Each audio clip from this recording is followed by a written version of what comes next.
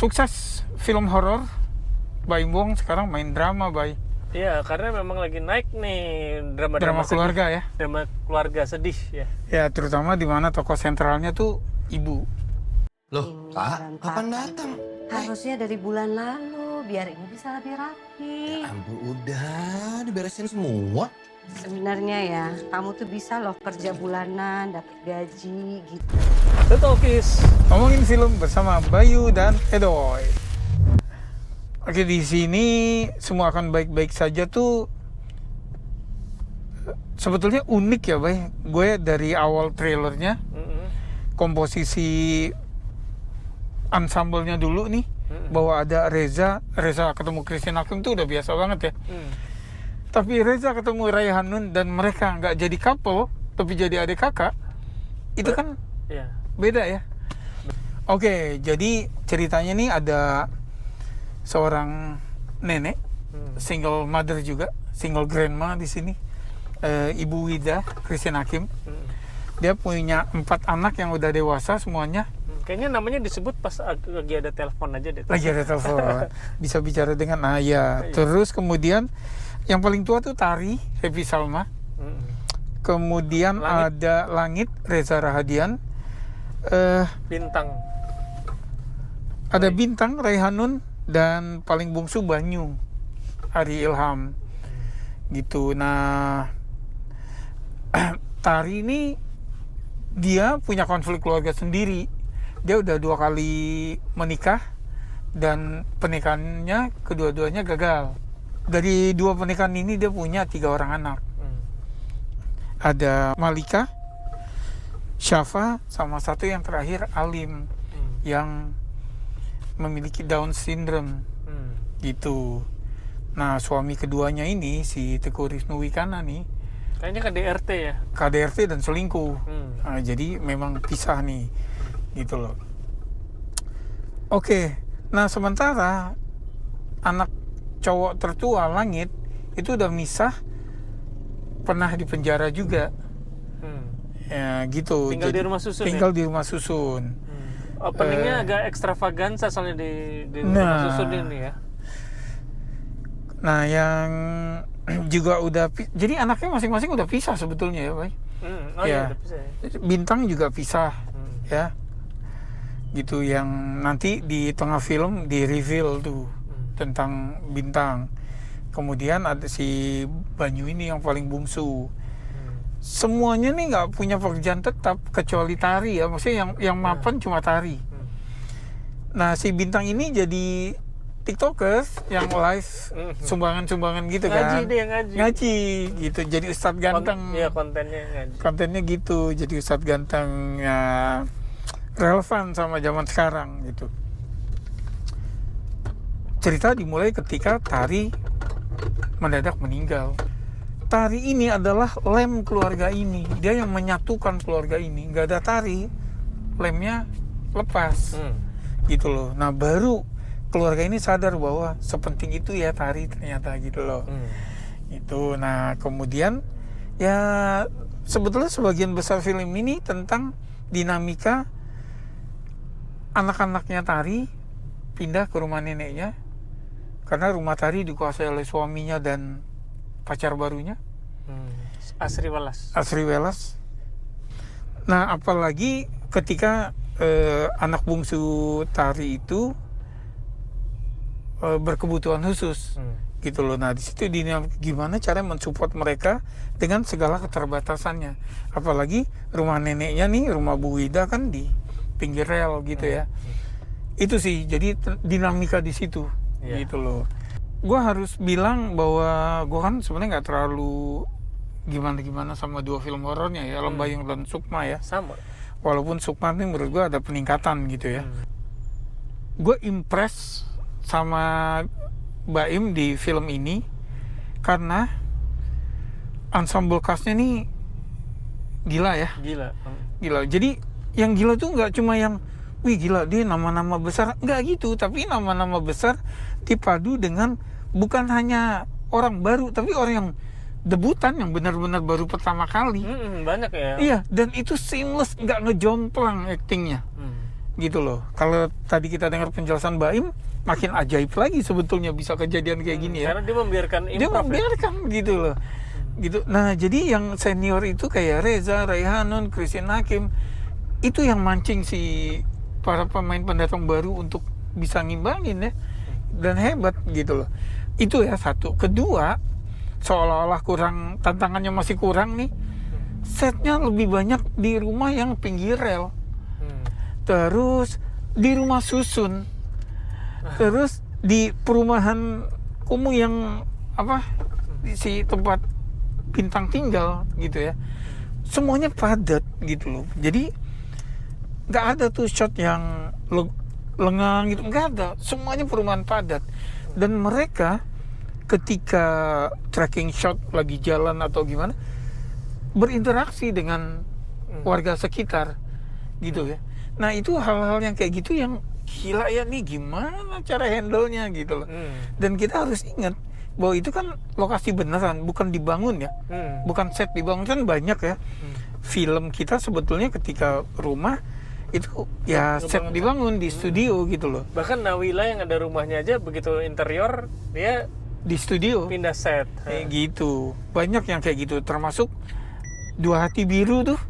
Itu juga gitu, interior di set.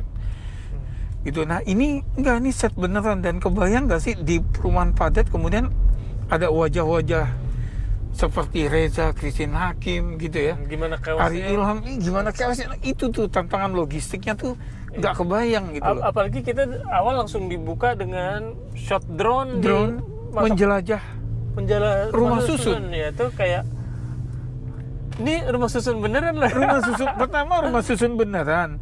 Kedua, setiap frame itu ada aktivitas yang melibatkan nggak sedikit orang. Iya, impresif sih. Iya, itu yang jadi dari awal dia udah gitu. Nah, pentingnya opening shot di film ini adalah selain memang ngasih impresi, dia ngasih ini loh lokasi otentik gitu ya. Dan sekalian perkenalan karakter-karakter yang ada di situ. Betul. Walaupun karakter supporting doang sebetulnya. Karakter supporting, tapi kita dapat ambience-nya.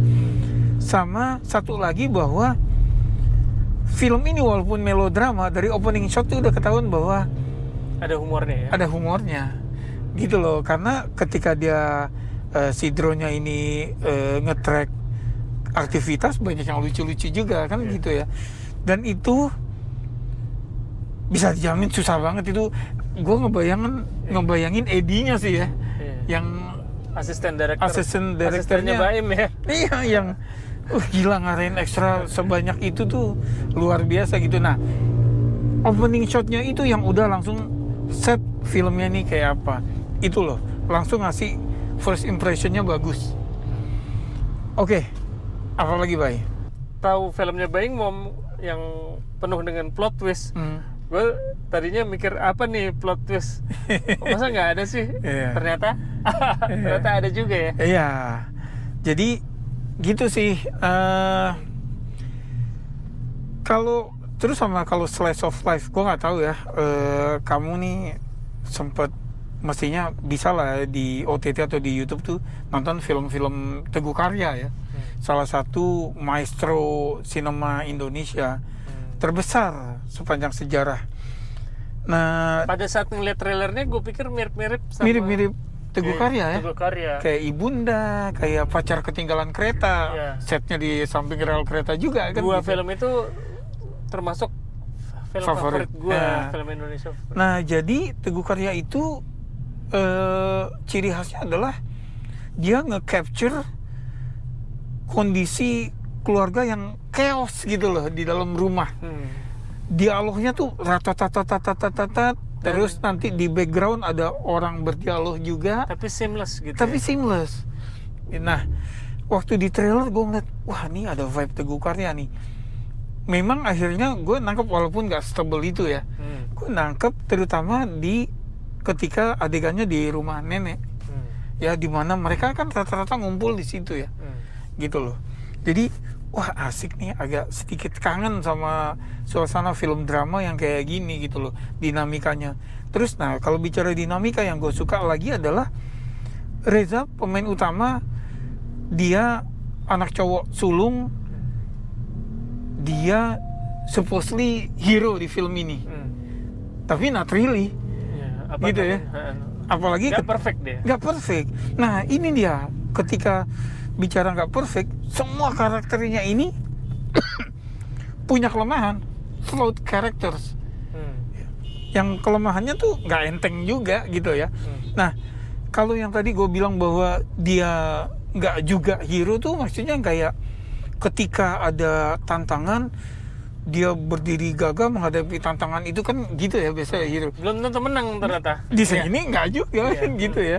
Ketika dia coba berdiri ternyata dihajar jatuh juga kan gitu ya. Nah itu yang bikin gue oke ya, asik nih film gitu. Malah Realism. jadi lebih masuk akal gitu loh. Dan justru di film ini ada dua momen yang gue suka di aktingnya Reza adalah justru ketika dia vulnerable banget. Ketika dia ngelihat Tari lagi dimandiin, reaksinya tuh, dan kalau kita dengar keterangan Baim tadi, oh ya, gitu ya, dibiarkan si Reza lepas ya. Sama ketika dia kan mengasuh anak nih, 3 anak nih, 3 ponakannya. Ada satu titik di mana dia yang orang kayak saya dikasih harus ngasih ini gimana gitu, dia udah hampir di titik menyerah gitu kan ya. Gitu. Nah itu yang wah gila, vulnerable-nya dapat banget gitu ya. Yang itu gue suka, jadi tokoh utamanya tuh, tokoh hero-nya tuh nggak yang heroik banget gitu loh. Ini yang jarang kita temuin sih. Oke, Bay, gimana? Yang nggak suka, kalau gue ngerasa ini jadi kayak kebagi dua nih antara rumah susun dan rumah nenek gitu. Jadi kayak rumah susunnya apa kayak jadi tempelan ya, karena mereka plotnya nggak menyatu dari awal. Jadi kayak terpisah aja gitu, kehidupan di rumah susun sama di rumah nenek, tokoh-tokohnya yang banyak itu gitu. Gue cuman ngerasa ya jadi kayak apakah ini berasa tempelan atau enggak, tapi di akhir kan jadi satu sebenarnya. Kalau gue gini, kan kita sempat bahas di beberapa ketika kita membahas Shaka Oshaka, ketika kita membahas Ku Peluk Kamu Selamanya, bahwa film melodrama tuh jangan sungkan-sungkan untuk ngasih humor kan gitu ya, karena di situ penonton bisa bernafas. Nah kalau di sini agak lewat nih, agak belum ya, Kebanyakan humornya. sehingga humornya tuh agak ngeblong gitu. Memang perlu humor, tapi di sini tadi Boy bilang agak kebanyakan dan kepanjangan gitu, sehingga Ternyata akhirnya ada komika juga yang mendukung film ini ya. Di sini gue ngerasa kayak film-filmnya Ernest yang awal, film drama, kemudian komedinya tuh ditempel supaya ada orang ketawa aja gitu kan. Nah di sini tuh hampir berasa kayak gitu loh. Mungkin Ya sedikit. karena yang lucu-lucu kan di rumah susun ya Iya. orangnya. Dan lucunya tuh, jadi kalau tadi realism, lucunya di sini agak absurd gitu ya. Jadi agak lepas Iya agak lepas. gitu. Oke, dari gue gitu aja. Oke. Gue impress sama directionnya Baim. Gue impress sama ensemble castnya, sama Alim dan Vanessa. Yang dua-duanya Down syndrome ya. Dua-duanya Down syndrome, ternyata ngasih kesan mendalam di film ini. Jadi comic relief juga. Kemudian tapi kita tertawa bersama mereka, bukan kita ngetawain mereka. Itu yang bagusnya ya. Skor Bay.